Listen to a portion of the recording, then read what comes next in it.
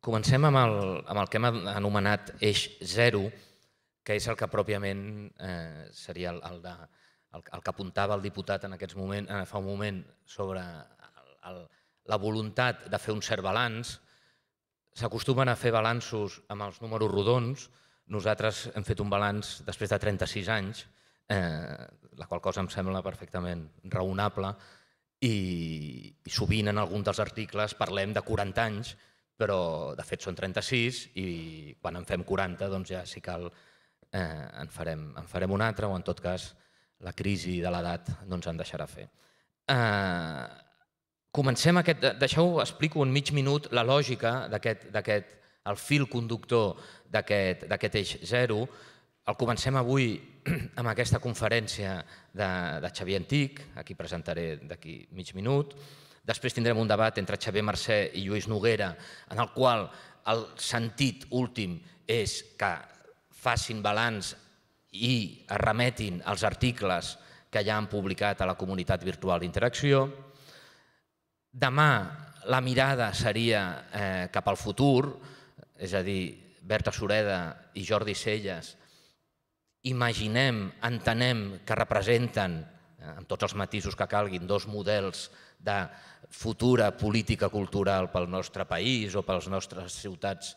i pobles del país, i per tant ens interessava especialment confrontar-los, que hi hagués un diàleg entre un i l'altre, i acabarà el Franco Berardi donant-nos idees, estimulant-nos de cara al futur. Tots plegats ja faran això, tots ens estimularan, tots ens donaran idees, però una mica el sentit és aquest. Avui la lliçó magistral del doctor Antich, els dos debats i la sacsejada, s'entén, del Franco Berardi. Dir-vos, i això entenc que és casualitat, però en tot cas em satisfà aquesta casualitat, que hi ha una significativa presència de filòsofs en aquest panorama. Jo no m'hi considero, tot i que vaig estudiar, però en tot cas comencem amb un filòsof i acabem amb un filòsof. I el filòsof amb el que comencem, i és el que vull destacar, de Xavier Antich, que té un currículum molt llarg i que ara no el llegiré, a més de doctor en filosofia i de professor d'Història de les Idees Estètiques i Teoria de l'Art a la Universitat de Girona i doctor, deia, per la Universitat de Barcelona, el que voldria assenyalar és que és una persona que no només té allò que se li suposa a un filòsof, que és la mirada elevada, la mirada que va més enllà de les contingències i de la quotidianitat, no només té això, sinó que es compromet amb el seu present. I es compromet amb el seu present com a mínim en un doble sentit. Es compromet en el seu present perquè és algú que permanentment està debatent sobre les idees i sobre l'actualitat, i a mi això em sembla especialment destacable perquè diguem, baixa i es mulla i es baralla, si cal, per tot allò en el que creu. Es compromet en el present perquè fa una feina divulgativa amb les idees que em sembla especialment destacable, i ell sap que sóc un fan total del seu programa de televisió, de l'Enfilosofia, i està bé destacar-ho. I tercera, es compromet amb el present perquè en l'àmbit que a nosaltres ens toca més directament, el de les polítiques i la gestió cultural, també ho fa. És president de la Fundació Tàpies, ha sigut conseller del Conca i actualment és conseller de Cultura, forma part del Consell de Cultura de la ciutat de Barcelona. I això ho ha fet amb responsabilitat i amb saviesa. I només subratllo una cosa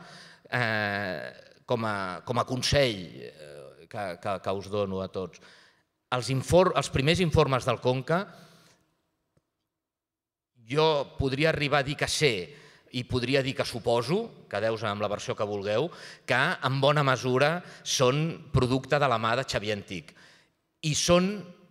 informes que val molt, molt, molt, molt la pena llegir. Per tant, us recomano la lectura d'aquests informes, del primer i del segon, perquè són informes molt interessants i tinc la sensació molt poc llegits i que valen molt la pena per debats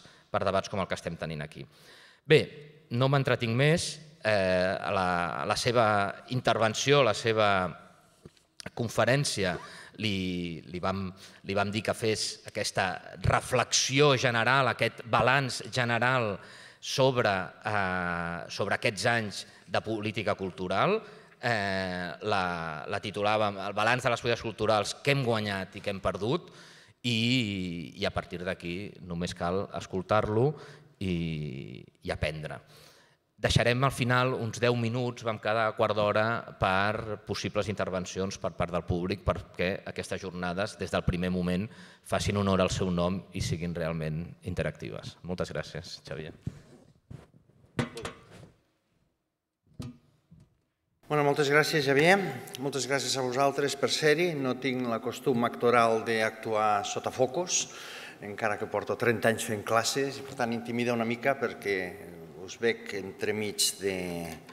dels reflexos. En tot cas, moltes gràcies, Xavier, per aquesta tan amable presentació, per recordar dos textos que aprofito per confirmar que efectivament estan disponibles encara a internet, a la pàgina del Conca. Són dos informes que vam elaborar en aquell moment, no només amb tots els membres del Conca, sinó amb molts agents culturals, i que suposen en bona mesura una cartografia de molts dels problemes que, pel que tant el Xavier com el Juanjo Puig-Corbé han avançat fa un moment, seran part de debat de moltes de les coses que es discutiran durant aquestes 3 jornades. Fonamentalment en aquells hi ha una primera avaluació, que és la primera que es fa amb voluntat exhaustiva, de la dimensió econòmica de la cultura i de la seva dimensió social, i una altra que abordava de manera molt específica amb el que acabava Juanjo Puig-Corbé, que és la relació entre cultura i educació. Bé, en tot cas, gràcies per convidar-me a obrir l'edició de 2015 d'Interacció, que he seguit durant els darrers anys molt de prop per l'interès de les qüestions que es debaten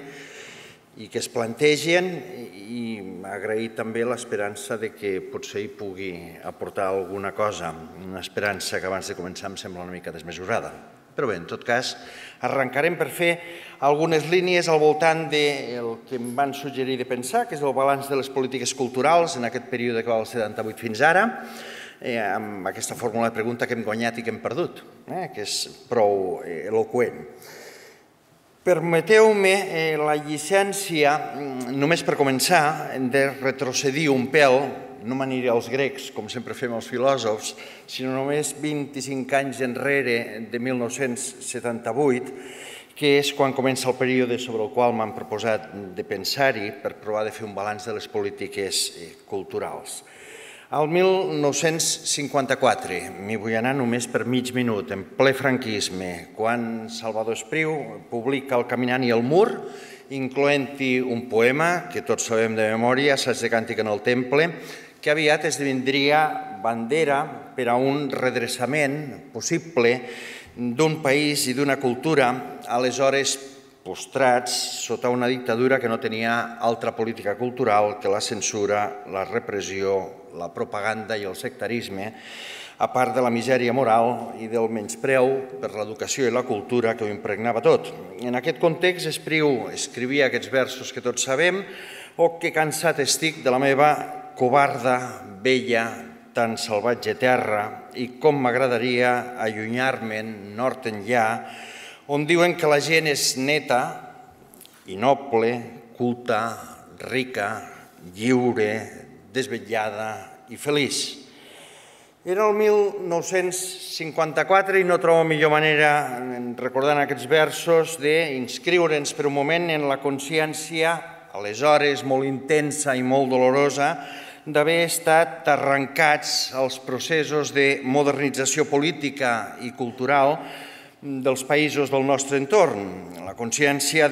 aleshores d'estar perdent, o potser d'haver perdut ja,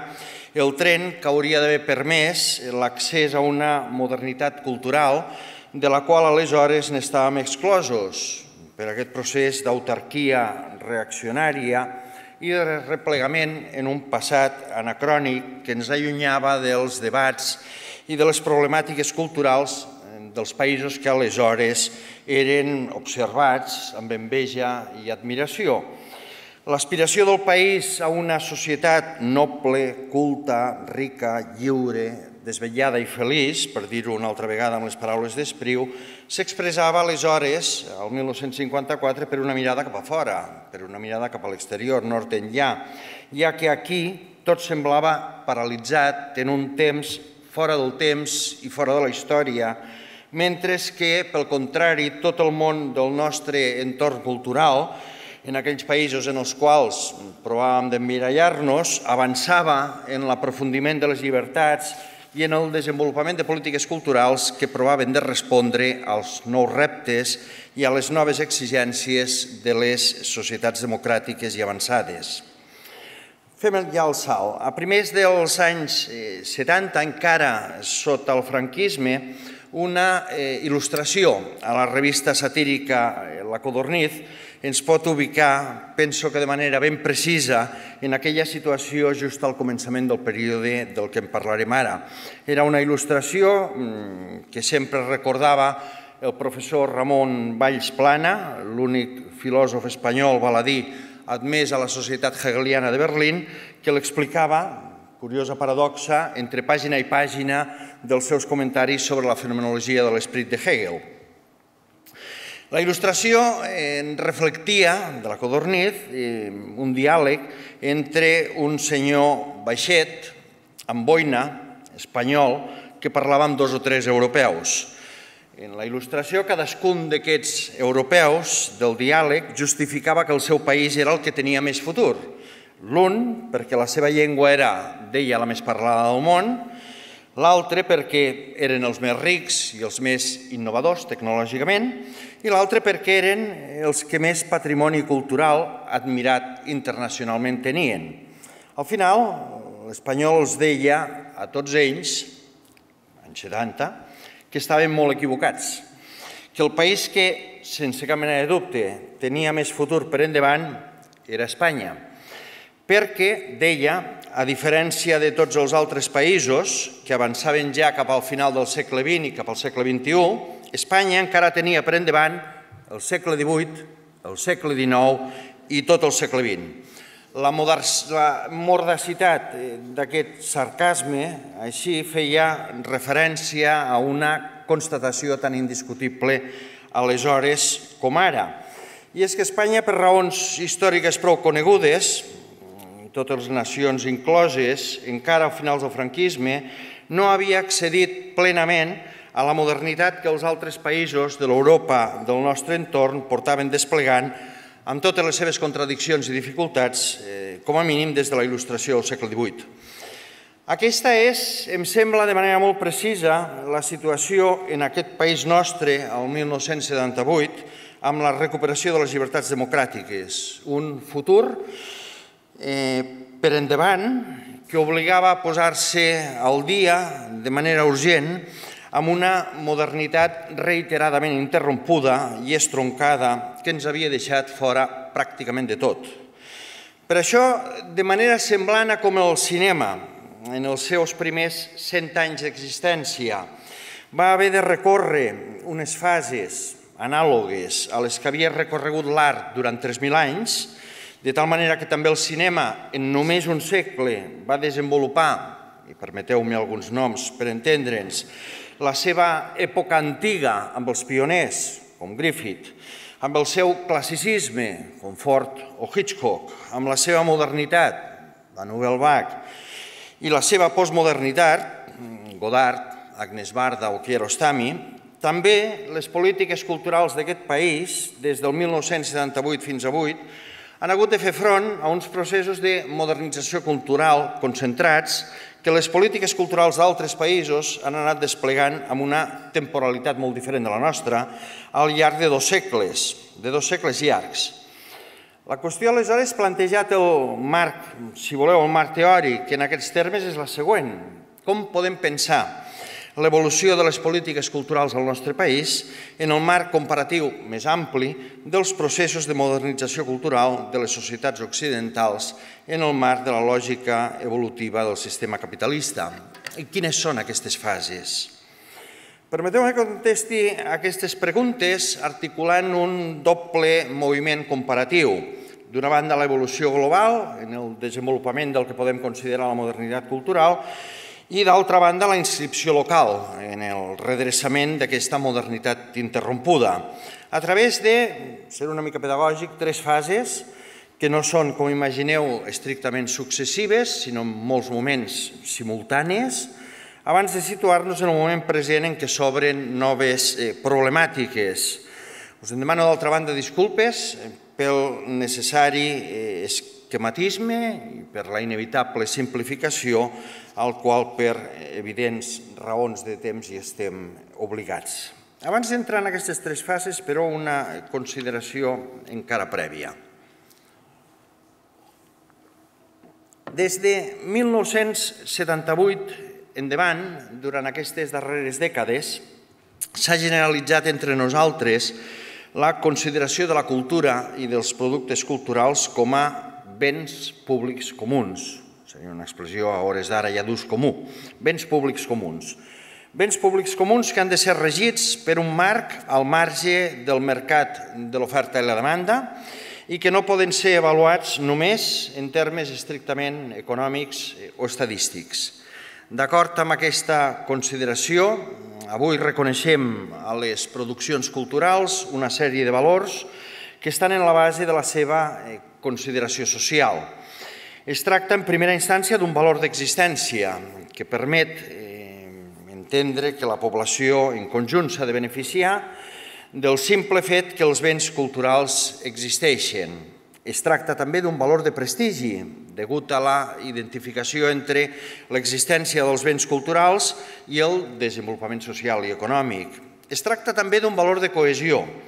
en la mesura que l'extensió dels béns culturals al conjunt de la població i la possibilitat democràtica d'accedir-hi fomenta la integració de la diversitat en un col·lectiu determinat, local o nacional.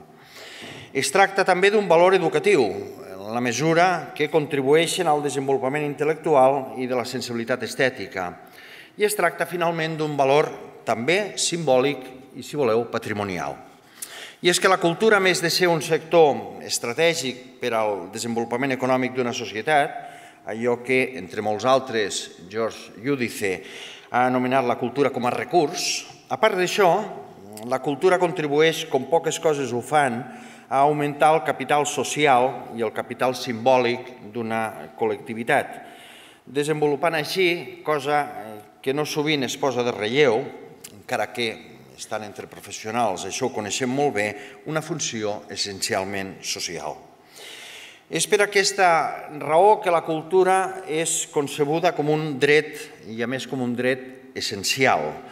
com a mínim explícitament des de la proclamació de la Declaració Universal dels Drets Humans el 1948, quan en l'article 27 estableix que tota persona té dret a prendre part lliurement de la vida cultural d'una comunitat, a fruir de les arts i a participar en el progrés científic i els beneficis que en resultin. I així ho confirmen, entre d'altres, des de la Constitució Fundacional de la UNESCO, des del preàmbul, fins al Consell d'Europa, segons el qual el paper essencial de la cultura no ha deixat d'ampliar-se a mesura que era reconeguda la importància de la cultura en el desenvolupament de la democràcia. I així fins a l'Estatut d'Autonomia del 2006, on en l'article 22 es reconeix que totes les persones tenen dret a accedir en condicions d'igualtat a la cultura i al desenvolupament de llurs capacitats creatives, individuals i col·lectives. Encara que, com sabeu, es tracta de declaracions retòriques, cosa que en si mateixa no és dolent, són també, i això em sembla molt rellevant, un indici del lloc privilegiat que ocupa la cultura en el desenvolupament i en la cohesió social, així com el seu paper en l'aprofundiment de la democràcia i en la participació de la ciutadania en l'esfera pública. Som contemporanis del convenciment segons el qual la cultura, això vol dir les institucions i les produccions culturals, les polítiques culturals i fins i tot la inversió en cultura, no és només un simple reflex de la societat, com pretenia el marxisme més ortodox,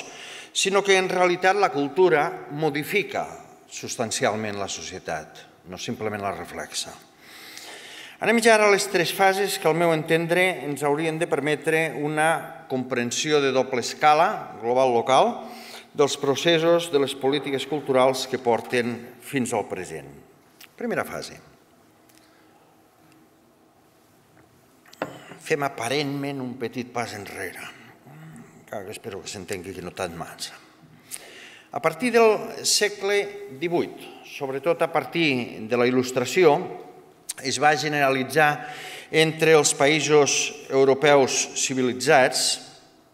dins dels quals, val a dir-ho, aleshores no es trobava pas el nostre, la consciència del valor de la cultura com a producte per a la formació humanística de l'esperit.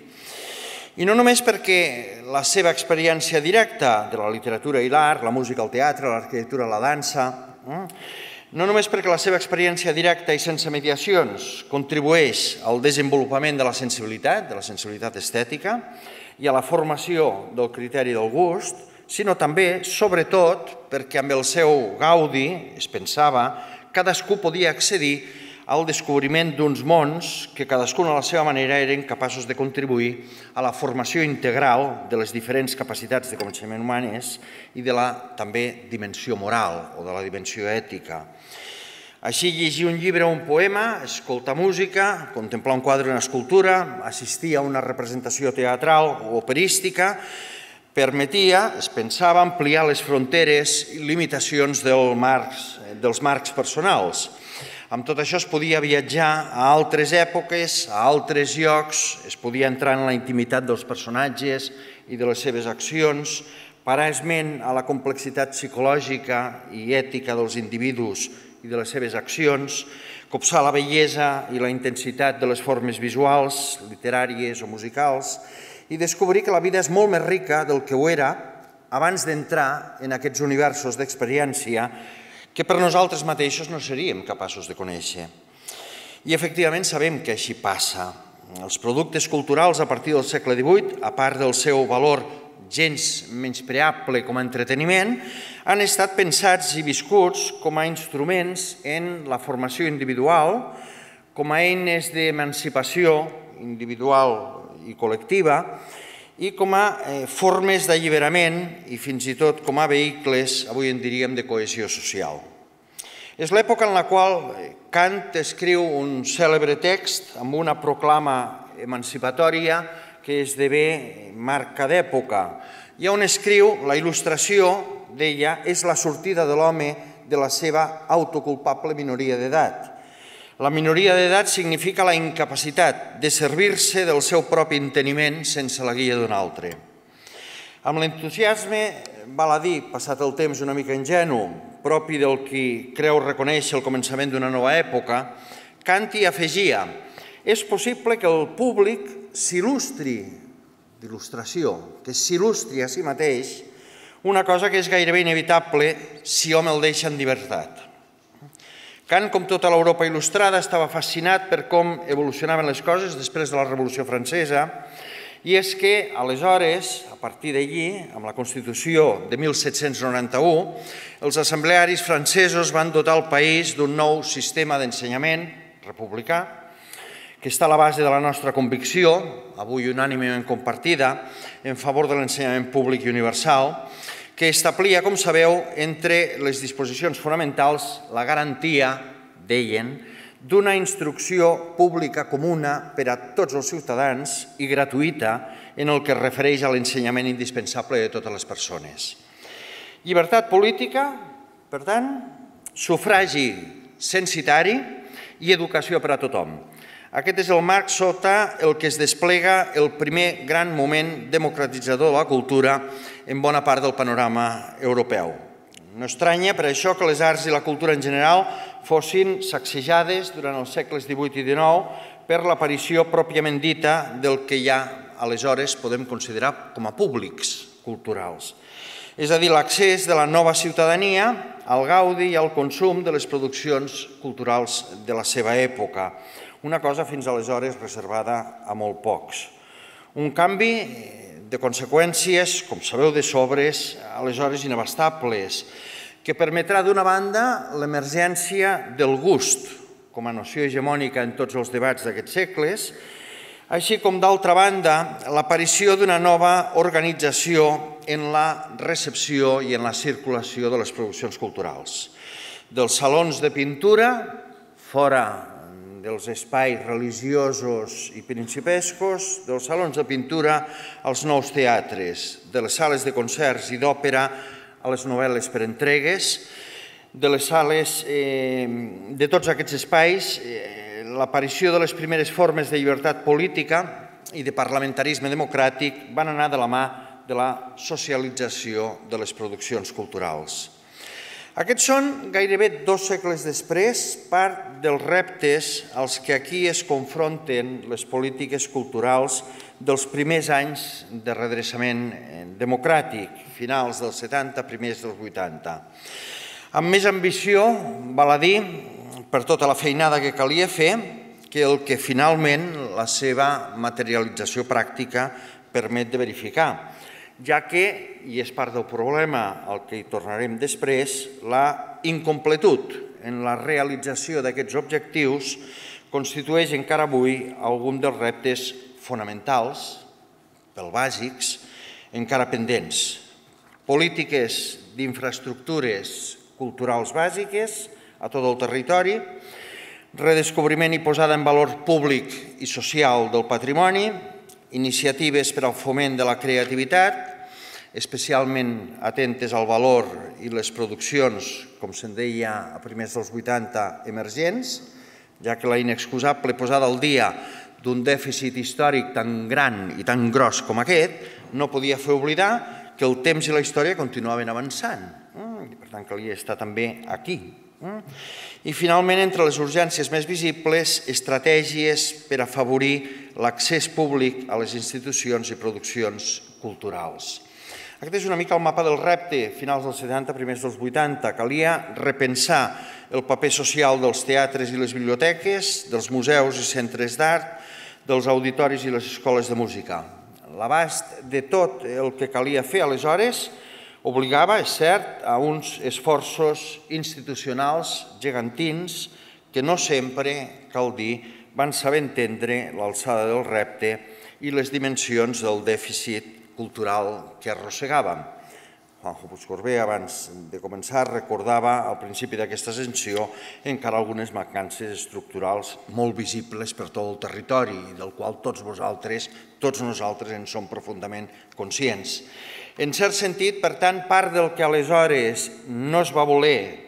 més que no es va poder, no es va voler escometre, continua sent encara avui un repte pendent al nivell de les exigències, diríem que bàsiques. Segona fase. Tot i l'optimisme il·lustrat que aquí va marcar les polítiques culturals dels anys 70 i 80, 2 segles després, el futur d'aquest impuls, primer a Europa i després aquí, va acabar mostrant que les coses no eren ni tan fàcils ni tan simples com aleshores es podia pensar. Breument, per força, m'interessa recordar ara 2 moments reflexius, 2 aportacions, si voleu, especialment rellevants, que tenen a veure de forma molt especial no només amb el futur d'aquella modernitat que aleshores començava, sinó sobretot amb alguns problemes que són a la base, al meu entendre, de qualsevol anàlisi de la situació actual. Primera referència. En primer lloc, voldria referir-m'hi, molt breument, a la reflexió que sobre la indústria cultural van escriure Marx, Horkheimer i Theodor Adorno al seu llibre Dialèctica de la Il·lustració, publicat, sembla el Neolític, en 1944, per un neolític molt viu. Un llibre en el que pretenien defensar el diagnòstic de Weber, d'acord amb el qual la modernitat és un procés progressiu i, a més, irreversible, de racionalització de totes les esferes de la vida social. Com és sabut, en el capítol que dediquen en el llibre a la indústria cultural, que esdevindria determinant en la crítica cultural de les dècades següents, es dirigia contra la influència creixent de la indústria de l'entreteniment, contra la comercialització de l'art i de la cultura i contra la uniformització de la diversitat cultural a mans del que batejaven amb una expressió realment visionària, ja que és el primer cop que s'usava, com a indústria cultural. En el diagnòstic de Horkheimer i Adorno es poden reconèixer 4 característiques de la indústria cultural que em sembla que són pertinents encara avui per a qualsevol diagnòstic del problema. En primer lloc, sostenien la indústria cultural fomenta una relació ultrapassiva amb la cultura, en la mesura que bloqueja la capacitat imaginativa, l'espontaneïtat i la reflexió crítica i activa, al mateix temps que converteix el públic en consumidor i que el redueix a mera dada quantitativa en el registre estadístic que tant agrada o tant agradava a certs polítics i responsables institucionals de tot l'espectre ideològic. En segon lloc, deien, es preserva i radicalitza la separació entre, d'una banda, productors i d'una altra, consumidors culturals, entesos tots dos com a petites peces d'un engranatge molt més gran en què s'havia convertit ja als anys 40 i 50 la indústria cultural. En tercer lloc, la indústria cultural, d'acord amb el model de producció industrial del capitalisme que anomenem fordista, converteix per igual a productors i consumidors en una mena d'operaris i d'empleats captius d'unes institucions culturals que aleshores s'havien convertit ja en autèntiques empreses culturals. I finalment, en quart lloc, en anàloga aplicació del paradigma de la producció industrial en cadena a la indústria cultural promoia, deien, la serialització, l'estandardització i el domini de la creativitat, per tal de desenvolupar en la cultura els principis aplicats ja abans a la industrialització de l'agricultura i del metall, és a dir, al mateix moment. La fabricació mecanitzada de béns d'entreteniment i el control de la seva difusió cultural com a productes de consum. La indústria cultural, des d'aquesta perspectiva, sostenien Horkheimer i Adorno, des d'una convicció, com sabeu, molt pessimista, de l'anàlisi del paper de la cultura en la societat del capitalisme industrial, que se sustentava en aquestes 4 característiques, la indústria cultural es posava no pas al servei de l'emancipació individual i col·lectiva, sinó que, mobilitzant estratègies pròpies del món del treball, contribuïa precisament al contrari, contribuïa al sotmetiment de la població, deien. La cultura de masses promoguda per la indústria cultural es carregava, deien, d'ideologia, de la ideologia del sistema econòmic i social productiu, és clar. Així, en la mesura que, com suggeria Adorno, la indústria cultural promet però no dona res, en lloc de contribuir a l'emancipació alliberadora, acabava per sotmetre els públics a una mena de promesa permanentment repetida i tanmateix contínuament insatisfeta. És el mateix diagnòstic, curiosament, que va fer Walter Benjamin, un altre marxista heterodox, quan va analitzar el paper de les exposicions universals com a fenòmens característics del segle XIX. La població, deia Walter Benjamin, era exposada, meravellosament, al coneixement enlluernat dels descobriments prodigiosos de la ciència i de la tècnica, com a mostra d'un món gairebé virtual, del qual, paradoxalment, n'eren exclosos radicalment per la seva condició econòmica de classes subalternes. Un fenomen que, a judici de Walter Benjamin, definia l'ambivalència de les classes dominants en la configuració de la cultura moderna, en la mesura que bloquejaven la realització dels somnis que ella mateixa generava, d'acord amb la dimensió de la fantasmagoria pròpia de qualsevol tipus de mercaderia. Es mostra un univers fabulós, però es prohibeix i es bloqueja l'accés i les possibilitats de la seva apropiació a capes immenses del que seria l'espectre social. Més enllà de la pertinença o no, que no és el tema del diagnòstic d'Adorno i Horkheimer en la situació actual, convocava aquí la seva anàlisi pel valor que té com a primera crida d'atenció sobre algunes característiques que problematitzen la suposada democratització de la indústria cultural, precisament en el moment de la seva emergència històrica. En qualsevol cas, tanmateix, sí que és pertinent demanar-se com allò, la indústria cultural, que als anys 40-50 era clarament advertit com l'intent d'aplicar el mecanisme de producció capitalista industrial a la cultura, ha pogut acabar convertint-se avui, en l'àmbit de les polítiques culturals, en el que es pretén que sigui l'autèntica panacea que hauria de guarir tots els mals de què està afectada la cultura. Tal com formula, de manera al meu entendre molt lúcida, Gerald Raunic, sorgeix aleshores la pregunta de com ha pogut passar que amb un simple desplaçament del singular al plural, d'indústria cultural a indústries creatives i culturals, aquesta marca conceptual hagi pogut ressignificar-se avui en alguna cosa semblant a una promesa de salvació universal. I no només per a uns pocs polítics, que serien els que les utilitzarien, sinó també per a molts dels actors del propi camp de la cultura. És a dir, com és que la indústria cultural, estigmatitzada per Adorno, com la forma sota la qual el capitalisme sotmet la cultura al model de producció econòmica, com la indústria cultural esdevé, en la seva forma d'indústries culturals, el model hegemònic de les polítiques culturals en la fase del capitalisme postindustrial, que és en la que ens trobem actualment. Segona referència d'aquesta segona fase. La segona referència que volia convocar aquí són els treballs del sociòleg Pierre Bourdieu sobre els problemes de la recepció de l'art en concret i dels productes culturals en general com una forma d'elitització a través de la cultura.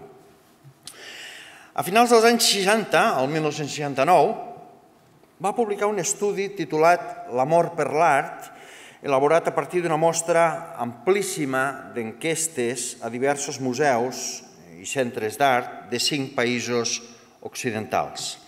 Aquest estudi va permetre establir les estructures fonamentals dels públics, dels museus i de les relacions significatives entre les característiques socials dels visitants i les seves actituds o les seves opinions.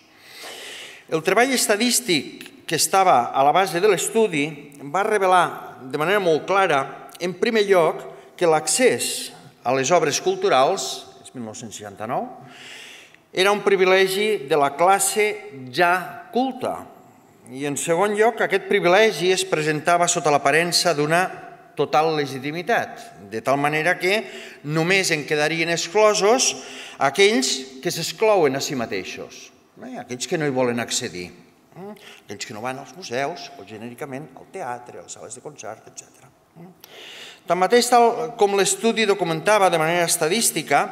el caràcter autodestructiu d'aquesta ideologia salta a la vista,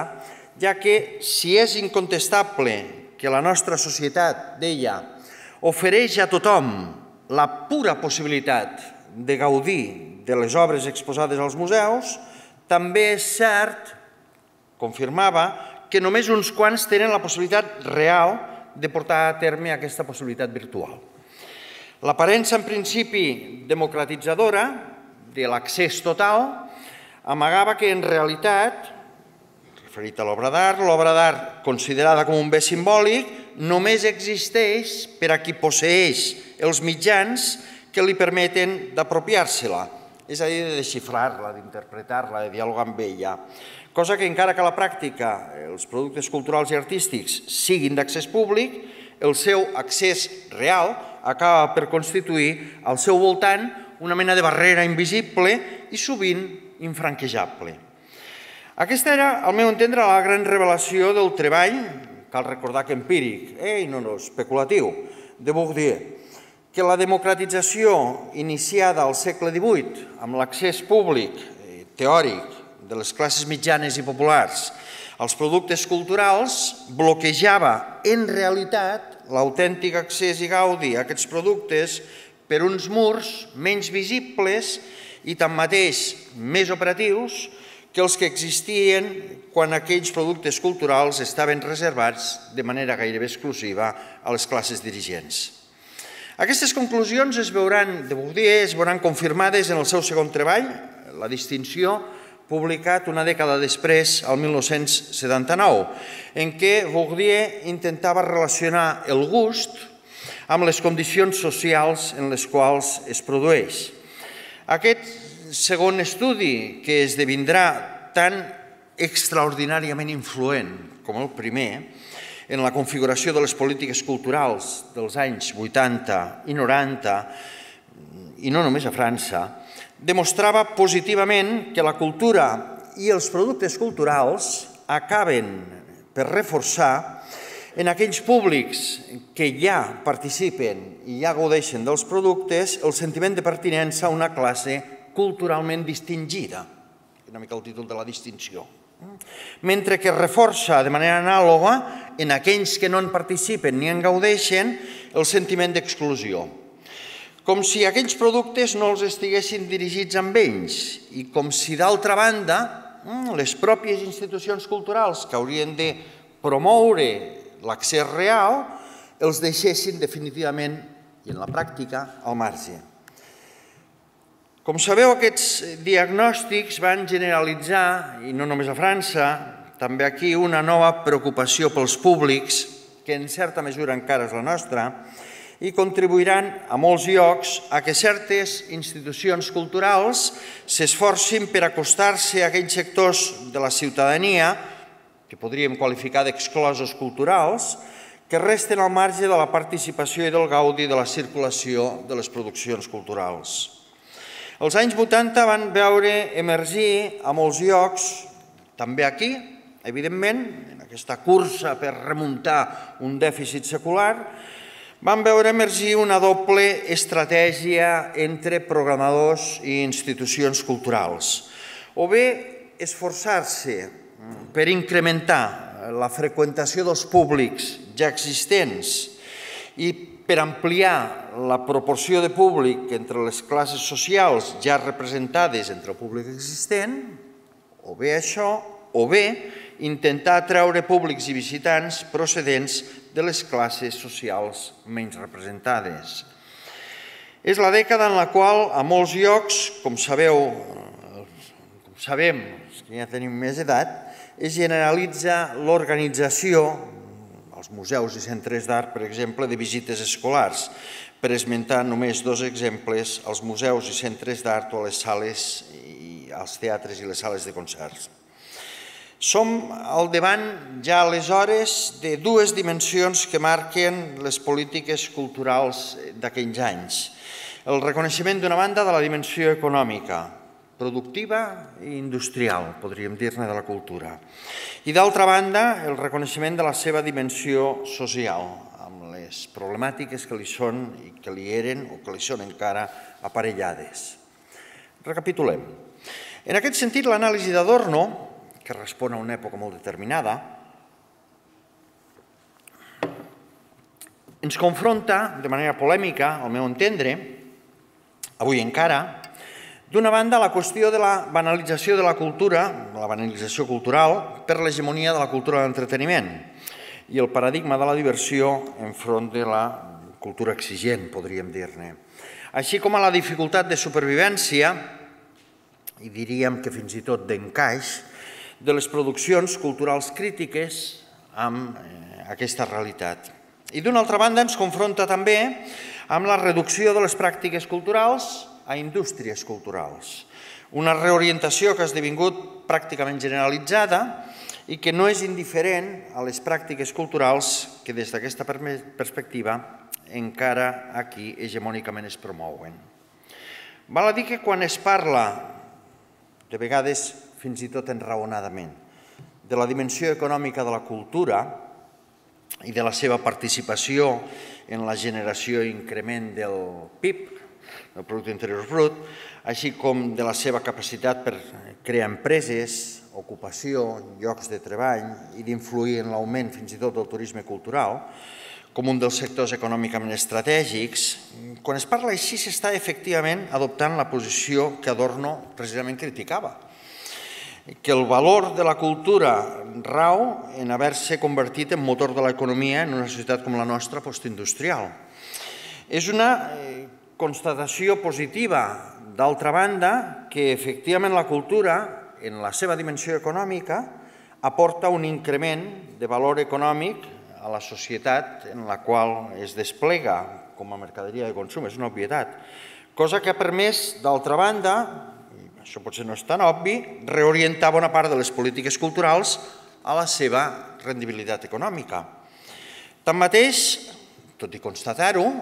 això no hauria de fer oblidar que la cultura té també en la societat efectes i impactes sovint intangibles en la vida de la col·lectivitat i en el seu benestar. En aquest sentit, l'anàlisi de Bourdieu posa la problemàtica de l'accés en el cor de qualsevol reflexió al voltant dels usos socials de la cultura i crida l'atenció sobre un fet, i és que la cultura,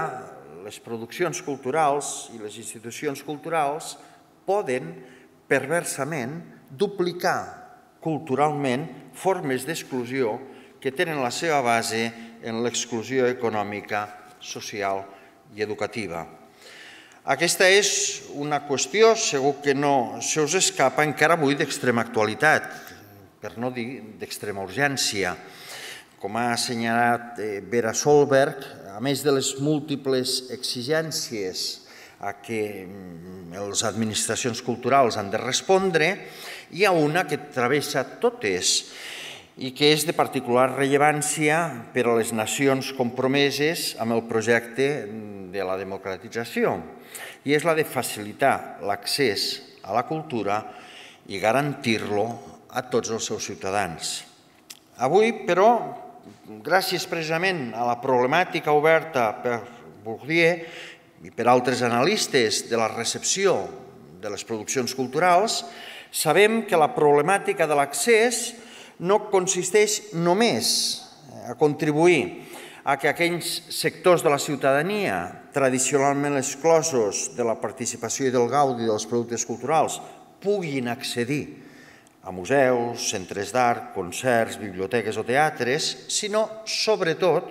a crear les condicions adequades per tal que aquest accés no reforci la seva distància i la seva exclusió. I això vol dir contribuir a que aquells impediments que situaven els productes culturals fora de l'abast de la comprensió i de la vida de sectors sencers de la ciutadania siguin precisament minimitzats i deixin de constituir un obstacle.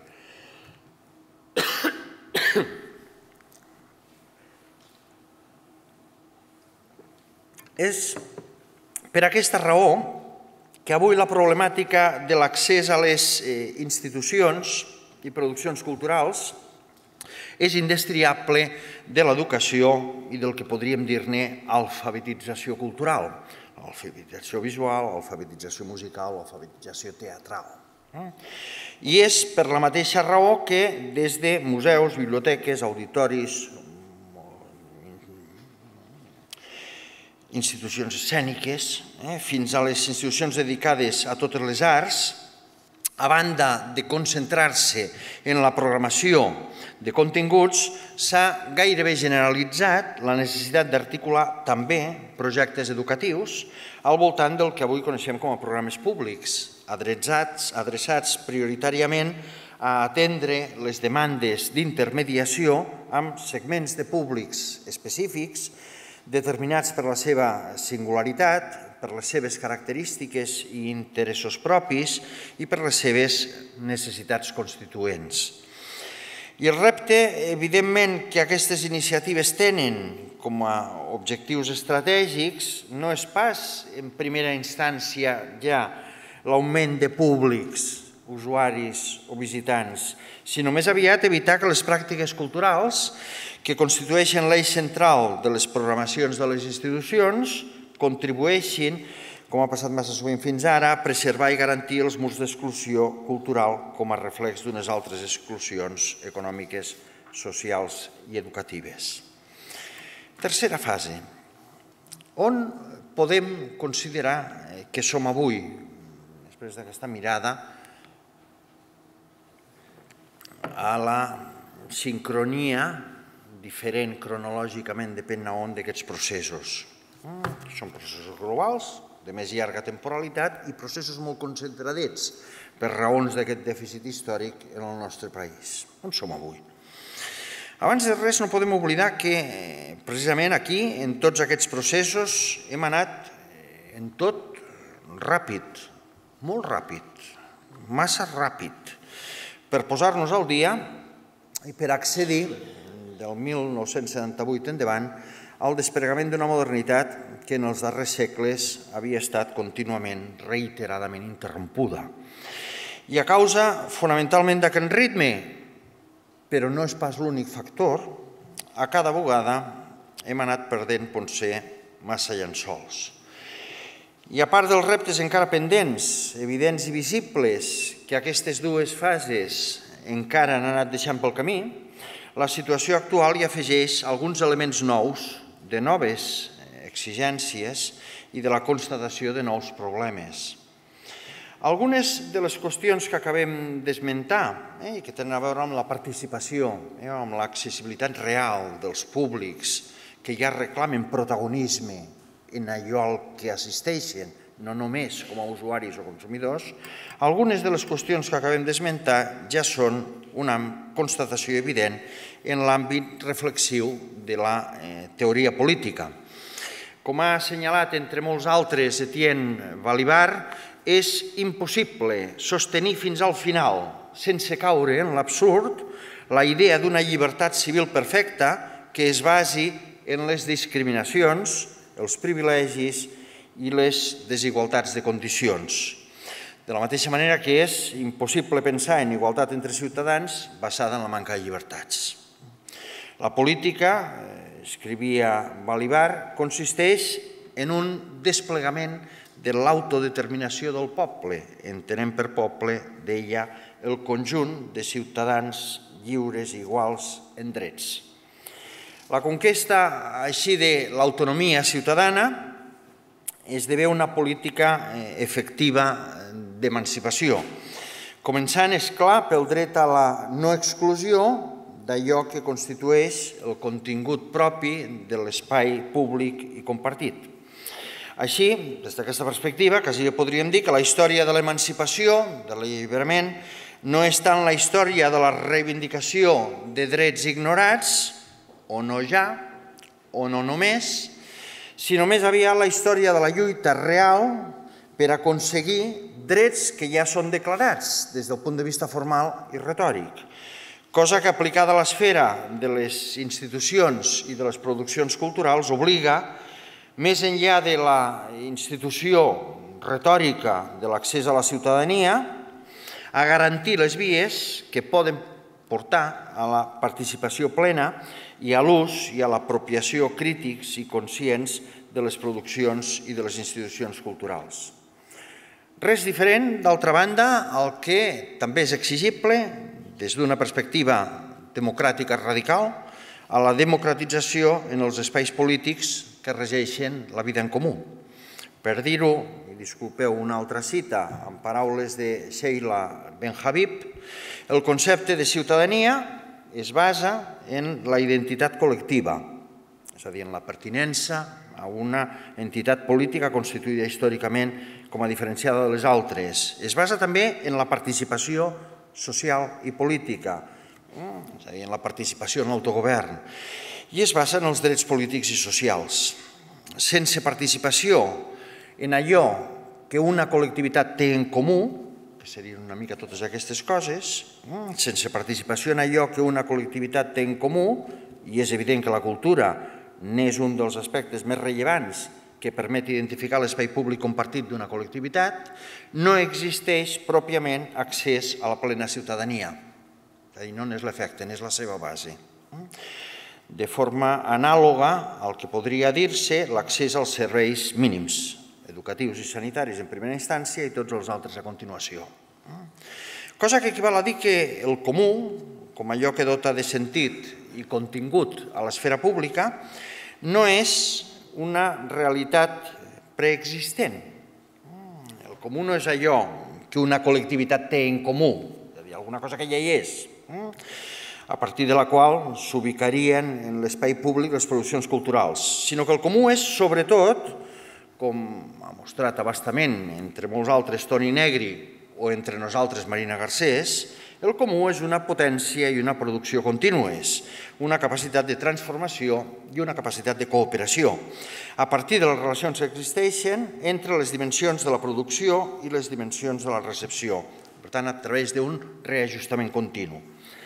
Es tracta d'evitar, d'altra banda, per a les produccions culturals, un espai d'excepció, com s'ha pensat sovint, respecte a les regles bàsiques de funcionament de l'economia global i d'entendre-les més aviat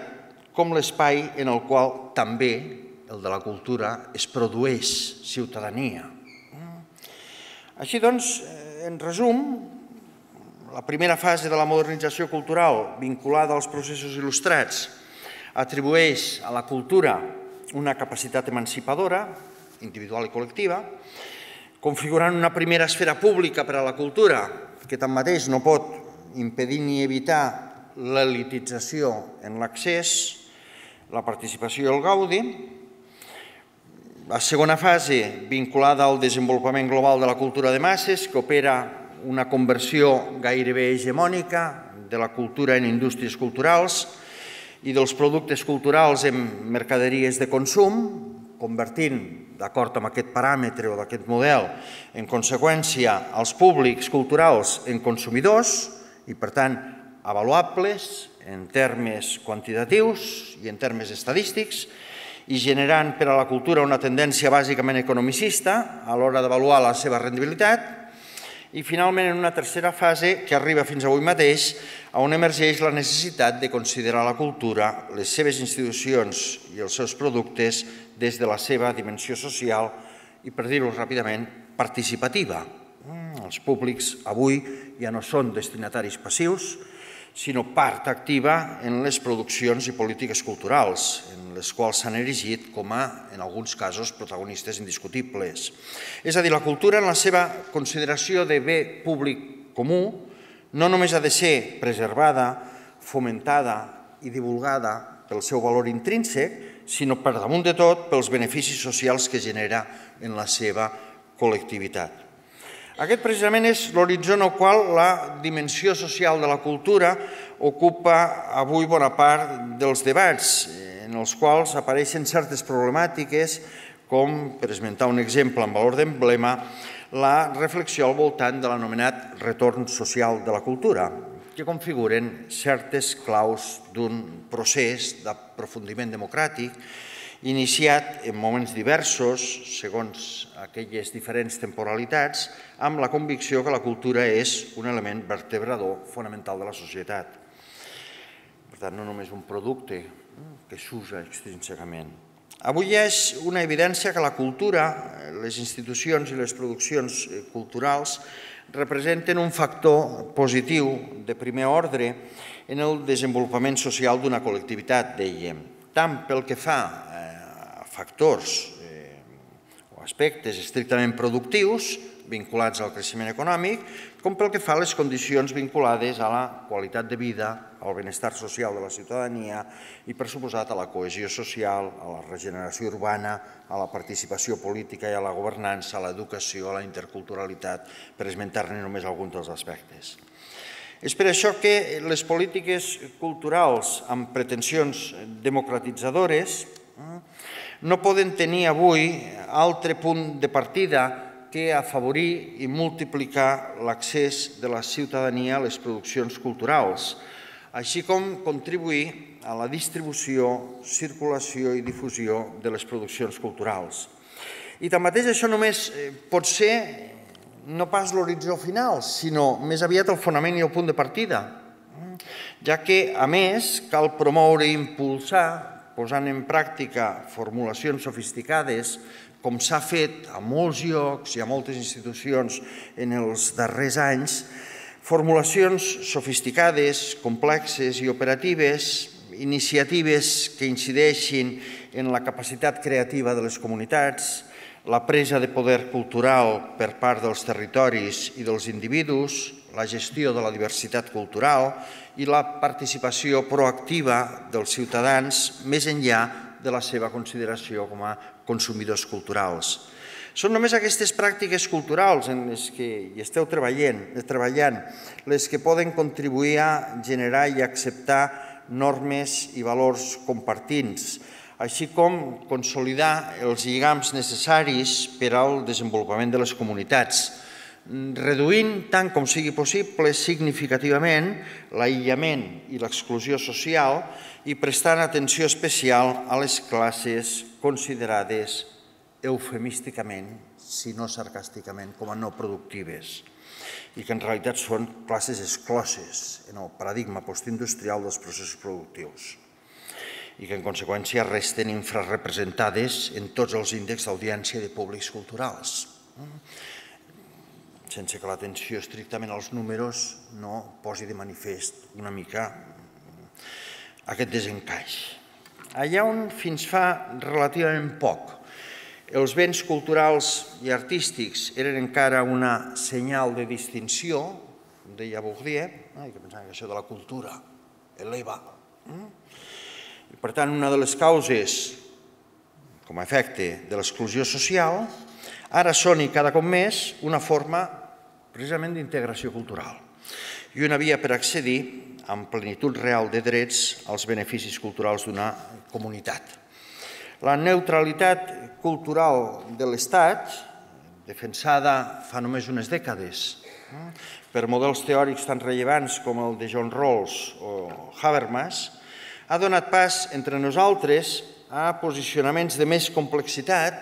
que aposten per una clara articulació entre polítiques culturals i cohesió social, dos aspectes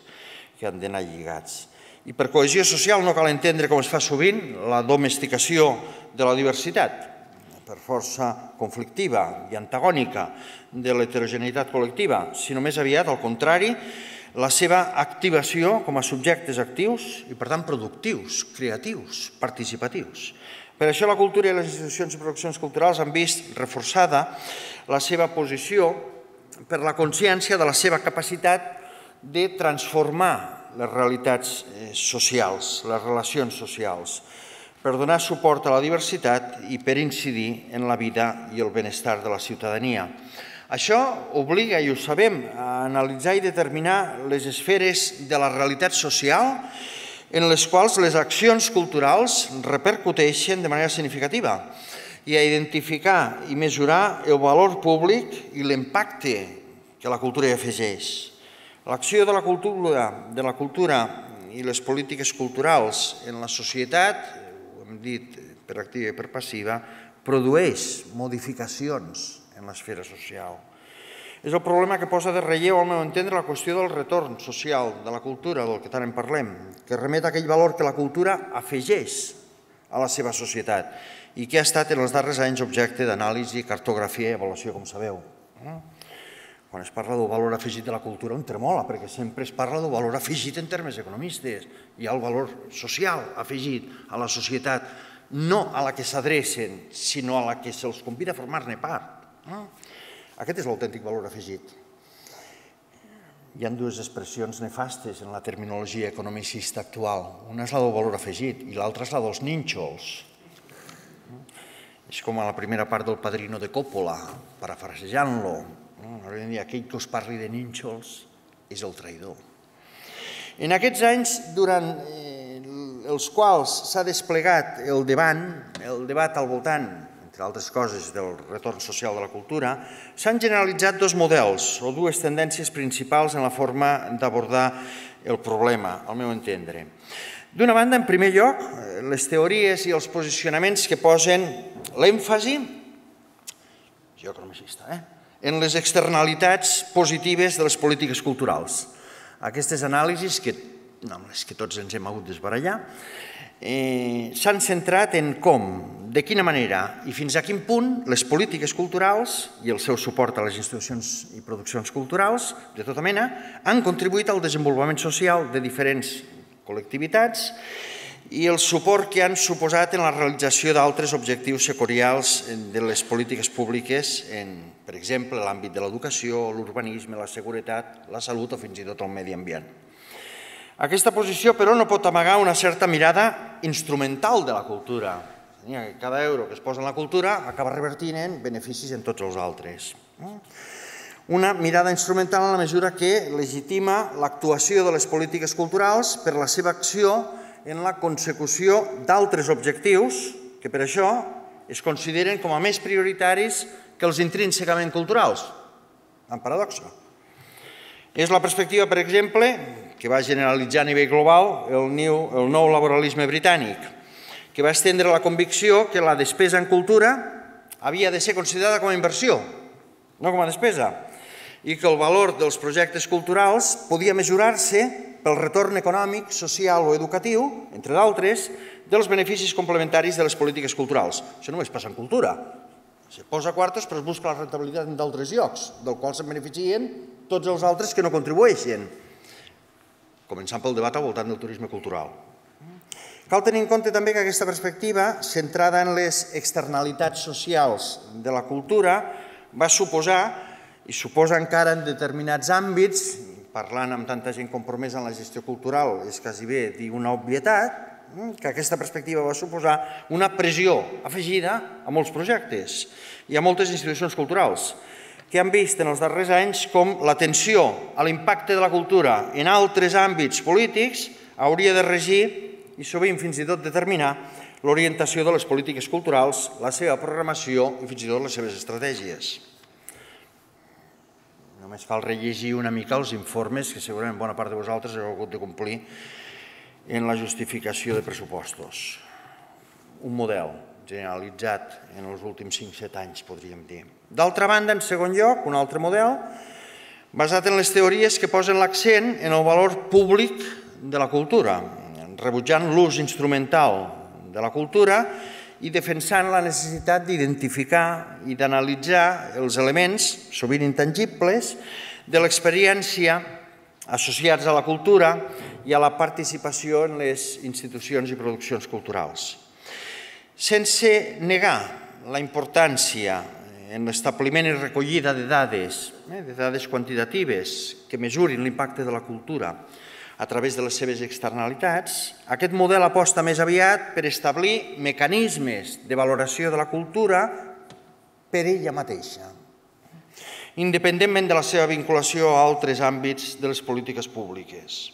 Aquesta tendència defensa la cultura com un bé públic comú,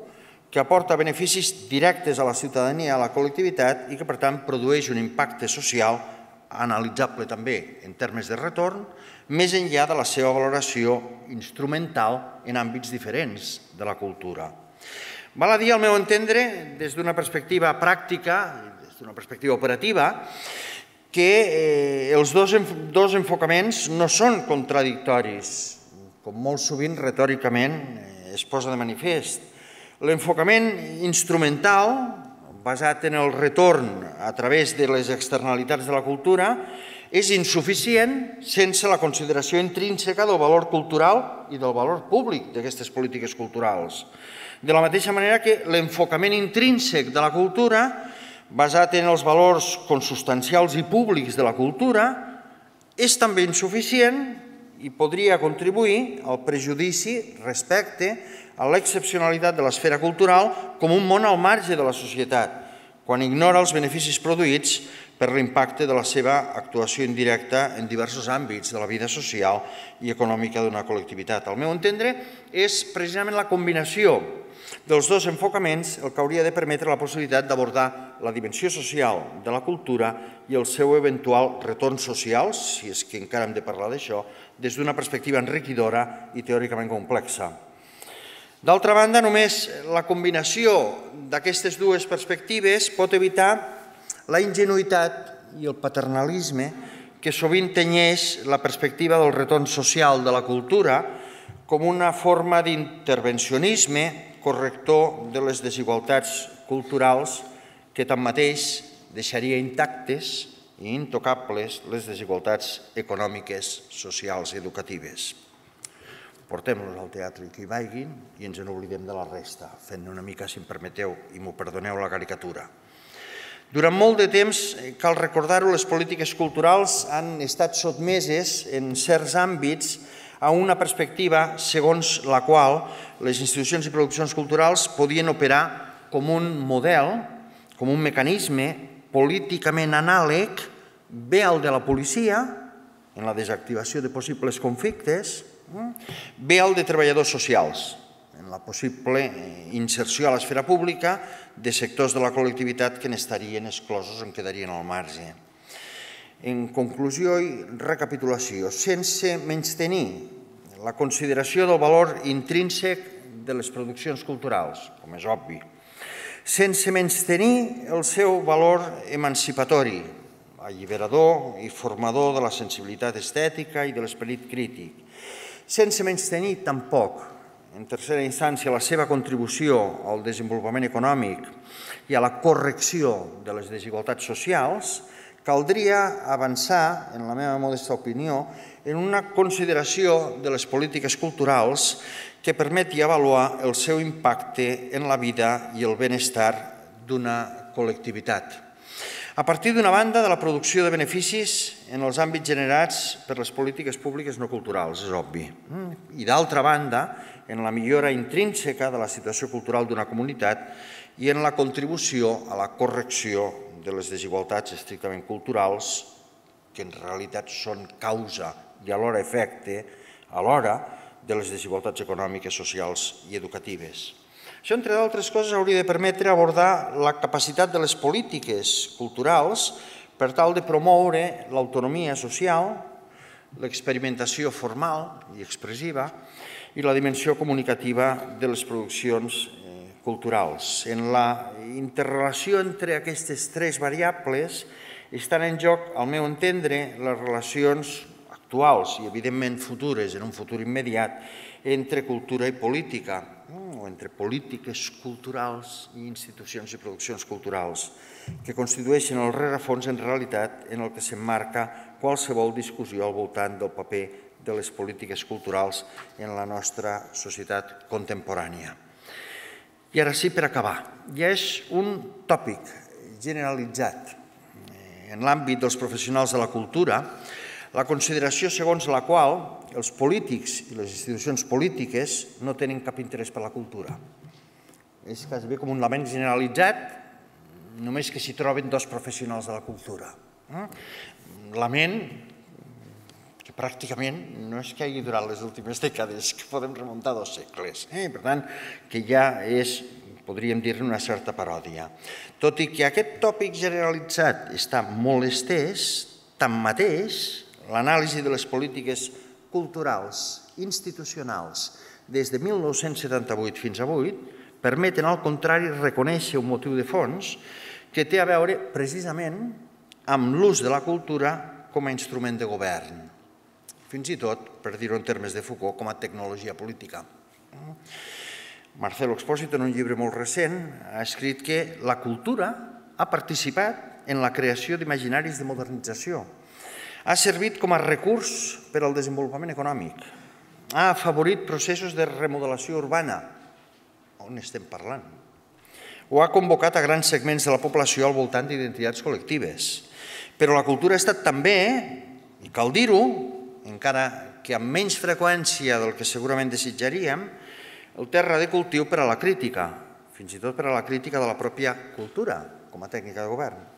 Per això, em sembla que invertir en aquesta situació del lament generalitzat, i jo crec que en el fons, en alguns casos, injust, és legítim preguntar-se avui si la cultura pot contribuir, si les polítiques culturals poden contribuir a la tasca urgent de la reconstrucció de la democràcia al costat de la ciutadania que exigeix canvi substancial en la modificació dels contractes de representació política. I, per tant, des d'aquesta perspectiva, no és il·legítim, i espero que tampoc no es consideri impertinent, reclamar que el paper de la cultura i de les polítiques culturals deixi de ser, com ho ha estat massa sovint, una qüestió només dels especialistes i dels professionals del sector. no podem gestionar la cultura sense tenir en compte els ciutadans. Deies, Juanjo, abans de començar la situació,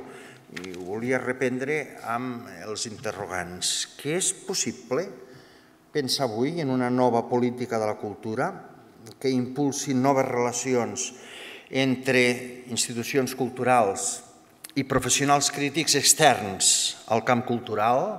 amb els moviments socials i amb la societat civil autoorganitzada, a diferència d'aquella altra societat civil que sempre s'esmenta, que en té poc de societat i poc de civil. Estem en condicions de repensar la funció i el paper de les institucions públiques culturals a l'altura de les noves circumstàncies. A part de garantir la cultura com un dret i de protegir-la com un bé públic comú, podem traslladar al camp de la cultura el nou protagonisme ciutadà. Podem exigir a les polítiques culturals, i com caldria fer-ho, que afavoreixin i impulsin noves formes d'institucionalització cultural, experimental, per abordar el canvi de funció que afecta la cultura en l'era de la globalització i de les xarxes. Podem esperar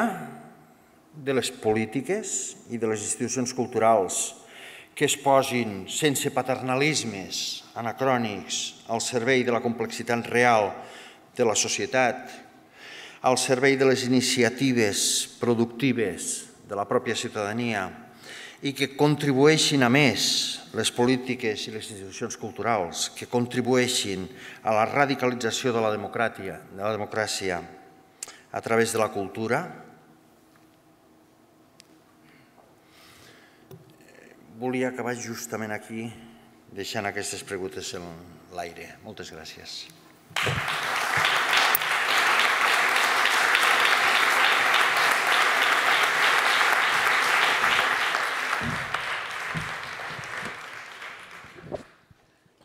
Bé, moltes gràcies. Jo crec que... Vull destacar dues coses, una mitja en broma i l'altra del tot en sèrio, que és que el Xavier ha acabat amb 4 preguntes a la manera de Kant, diguem-ne, amb les 3 crítiques, i recordar que Kant no va escriure l'ètica de la raó pura, sinó que va escriure un altre llibre, va escriure crítiques. I segona cosa, m'agradaria també destacar que és que a vegades des de l'àmbit de les polítiques o de la gestió cultural ens pensem o interpretem fases com les que apuntaves, les interpretem i les pensem com a processos històrics que no estan vinculats al món de les idees. I jo del que destacaria d'avui és aquest salt constant entre el món de les idees, que és un món global, com apuntaves, i el món concret de les polítiques culturals, que a vegades sembla que aquestes fases, que d'una manera o altra les expliquem quan expliquem fent formació o el que sigui, semblants o amb diferències a la que has explicat, no es fan lligams suficients amb que tot això passa perquè hi ha uns senyors que pensen i unes senyores que pensen i escriuen i influeixen amb el seu pensament i amb allò que escriuen. Jo tinc coses a dir, però en tot cas del que es tracta és que féssim una estona, tenim 10 minuts d'intervencions per part del públic i per tant hi ha uns micros i allà... Dieu el nom, el Lluís Bonet tots el coneixeu, però en tot cas que digui el nom per no fer, diguéssim, per no ser injustos amb els que jo no conegui. Lluís Bonet, m'ha agradat molt quan has parlat de treballar alhora el tema del retorn social i el tema del valor intrínsec. Comparteixo plenament això. El dubte em ve quan ens trobem en certes contradiccions quan això ho intentem portar a la pràctica. És a dir, per exemple, quan una determinada estratègia centrada en el valor intrínsec, per exemple, en paradigmes com l'excel·lència, la qualitat, l'avantguarda, la creativitat, accentuen algunes externalitats negatives, com pot ser l'exclusió o la dualització, o viceversa. Què passa quan... I recordo, per exemple, les crítiques dels anys finals dels 70, primers dels 80, a les polítiques socioculturals per part dels professionals que consideraven que aquestes polítiques, diguem-ne,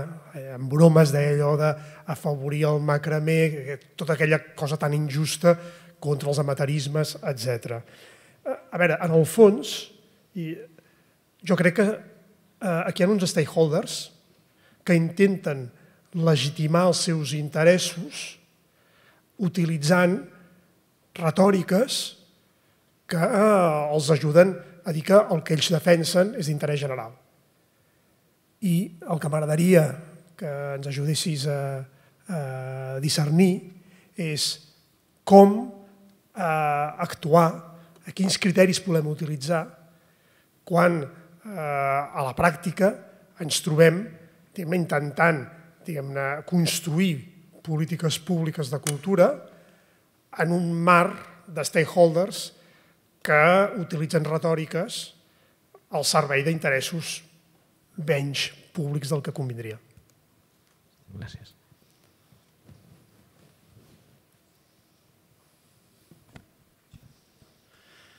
Déu-me'n guard que el Lluís Bonet me demani a mi ajudar a discernir un problema que ell plantegi, que amb moltes d'aquestes coses ha treballat durant tant de temps i que, per tant, comparteixo el que planteges com a problema que al meu entendre és segurament una de les grans apories, i no pas teòrica, sinó pràctica. És a dir, com combinar l'estratègia del retorn social que permeti fins i tot quantificar allò que acaba generant i produint la cultura fora de la cultura amb la seva reclamació del seu valor intrínsec. No és una aporia especulativa, és una aporia pràctica, de la qual, al meu entendre, només se'n pot sortir si es combinen totes dues estratègies. Segurament ens trobem amb iniciatives endegades des de les polítiques culturals que responen optimitzant, podríem dir, els objectius que se'n derivarien d'aquestes dues perspectives. Però més aviat,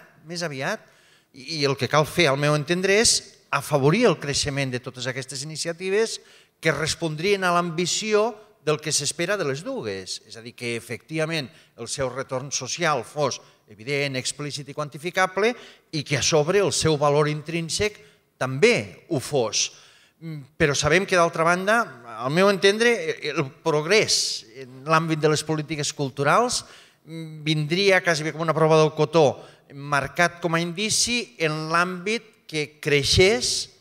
en l'àmbit del total de les iniciatives, el gruix de les que responen a totes dues dimensions i, per tant, a tots dos objectius. Però sabem, d'altra banda, que la realitat concreta és més aviat que el percentatge d'aquelles iniciatives, i no ho quantifico, parlant d'una manera una mica genèrica, d'aquelles que responen o l'un en detriment de l'altre o l'altre en detriment de l'un, són més aviat, ara per ara, encara en bona mesura, el gran gruix de les iniciatives culturals que des de les polítiques culturals s'insinuen. Al meu entendre, en el que cal contribuir per avançar és no en el pegat, és a dir, no en veure l'una com a excusa i justificació de l'altra o l'altra com a excusa i justificació de l'una, quan sempre es diu no, hem de fer aquestes coses per després poder-ne fer aquestes. Hem de fer aquestes que van per a molts, perquè donen molta remunerada als públics, llavors ens en podem permetre amb les altres que vinguin quatre gats, per entendre's. Aquesta perspectiva és intrínsecament viciada i és la que, al meu entendre també, no permet que les iniciatives endegades per les polítiques culturals permetin fer créixer la doble ambició que haurien de tenir, que és la intrínseca i la social de les iniciatives culturals. Al meu entendre, només hi ha forma de sortir d'aquesta aporia pràctica en la mesura que es faci intervenir el que al meu entendre constitueix l'element fonamental de la tercera fase, que és l'element de l'educació. Crec que no sóc l'únic que fa anys al qual li estranya, per no dir que l'inquieta o que l'irrita, segons els moments del dia o de la setmana, aquesta tossuderia a considerar cultura i educació com a àmbits separats, començant per les pròpies polítiques governamentals. És a dir, al pensar que la cultura regeix una mica model Jack Lang d'una perspectiva molt diferent de producció, indústria pública, etc., des d'una perspectiva, unes necessitats i uns objectius que són diferents de les estratègies, iniciatives i exigències pròpies de l'àmbit estrictament educatiu. Al meu entendre, i també amb això com amb tantes altres coses, el Lluís Bonet en sap molt més que jo, però aquelles iniciatives que al meu entendre ofereixen, almenys en el món del nostre entorn, diguem-ne, països occidentals, països europeus, iniciatives de polítiques culturals que, hosti, com en l'època del poema d'Espriu, continuen fent-nos moltíssima enveja, és on aquestes dues perspectives s'han intentat resoldre per la intervenció molt activa de la necessitat de pensar conjuntament polítiques culturals i polítiques educatives. Jo crec que fins que no s'hi faci intervenir de manera, aquí sí que no pot ser retòrica, o és o no és, activa tota la política cultural educativa correlativament a la política cultural, difícilment se'n pot sortir d'aquesta aporia permetent que les iniciatives desplegades per les polítiques culturals responguin a les exigències de retorn social, però alhora també a les exigències d'un cert valor intrínsec. Al meu entendre, moltes institucions culturals ho han fet i ho fan ja de manera clara i operativa en l'àmbit microfísic i microlocal de biblioteques o museus o centres d'art o equipaments culturals en general, quan d'alguna manera pensen polítiques de programació i, per tant, de continguts vinculades a polítiques educatives que hi siguin vinculades. Avui ens sembla el més normal del món, però això no té ni 2 dècades. És a dir, a partir de quin moment, per referir-nos a un cas molt concret i no pas gens genèric, però que crec que podria valdre per a moltes de les coses i institucions en les que pensem, a partir de quin moment, perquè no té 2 dècades, museus i centres d'art, de considerar que l'educació no té res a veure amb ells, passen a considerar l'educació com un dels seus objectius prioritaris. A partir de quin moment, des d'aquest en el qual aquests centres pensen que la seva funció no és només la custòdia patrimonial, sinó el que en diríem, des d'una perspectiva republicana, l'educació popular, pensen que no basta només en guardar el que tenen i en anar-lo mostrant, sinó també en afavorir aquestes polítiques específicament educatives que han de permetre una relació amb els seus públics que no sigui passiva. Llegim declaracions de directors i directores de museus i centres d'art de fa 2 dècades i pràcticament considerava que això de l'educació les fan a les escoles. Malauradament, des de moltes polítiques governamentals continua pensant-se que uns fan cultura i uns altres fan educació. Per sort, les institucions culturals corren milles, ja s'han dedicat a entendre que no hi ha forma, deixeu-me simplificar, perdona'm Lluís, no hi ha forma de fer cultura si no s'inclou l'educació dintre de la cultura. Fa 20 anys no hi havia departaments educatius en bona part dels centres i museus del nostre país. Quan n'hi van començar a haver, intervenien després de les polítiques de programació. Primer es decidia què es feia, es programava, es triava tal, i quan ja estava tot empaquetat, es cridaven al departament educatiu perquè fessin aquesta feina paternalista, d'això com s'explica als públics. Avui no funciona així pràcticament ningú en el nivell microlocal, com sabeu bona part dels que esteu aquí. Es programa i en el moment de programació i de definició de continguts està el departament educatiu com una part intrínseca i essencial. No sé si d'una manera una mica ingènua, perquè jo fonamentalment soc professor, fa 30 anys que m'hi dedico, 30 anys des d'aquest setembre, estan comptats a fer ininterrompudament classes, no hi ha forma de sortir-ne si no entenem que s'han d'hibridar formes subtils, i models n'hi ha a punta pala, entre els processos i les polítiques educatives i els processos i les polítiques culturals. I crec que aquí sí, fora de les intervencions a escala micro, de les pròpies institucions, encara hi ha molt per fer, a nivell institucional. Jo no sé si amb això indirectament també queda una mica respost, perquè introduint-hi l'element educacional, al meu entendre, preserva ja la tentació que en l'anàlisi i la perspectiva del retorn social o del valor intrínsec hi entrin aquests altres interessos tan inconfessables, però tan subinvisibles pels que els dediquem a la cultura, com els que ara una mica estan afectant, en una mena de campi que pugui. Gràcies, Lluís, en tot cas. Estem en l'hora i m'han demanat que siguem puntuals, però entenc